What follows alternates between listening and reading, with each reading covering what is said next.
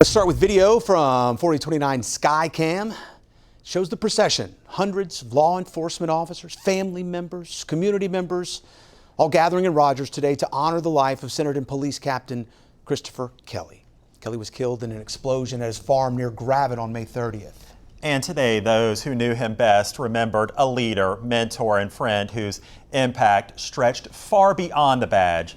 4029's Abner Sosa is live in Rogers with the message from those in attendance. Abner. Yeah, well, today's service brought together officers from agencies across Northwest Arkansas.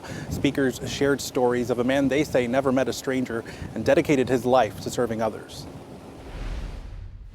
Captain Christopher Kelley was remembered Tuesday as a public servant who made people feel valued, supported, and heard.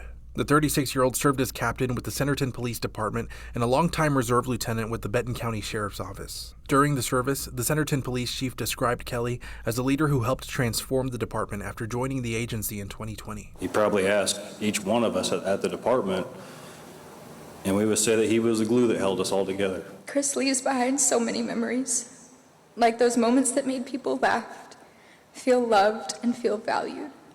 He made a lasting impact on the people around him.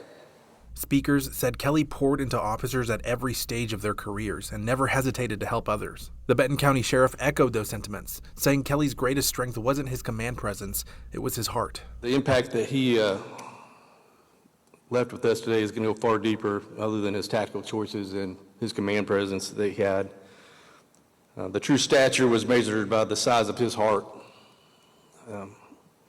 He understood that the badge is a tool to help people and not just to enforce the law. Friends and coworkers shared stories that painted a picture of a man who loved farming, fixing things, and spending time with people. Again and again, speakers returned to one common theme.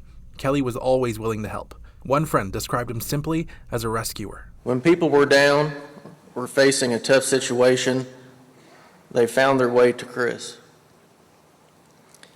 If someone needed a motor fixed, they called Chris. If someone needed help baling hay, they called Chris.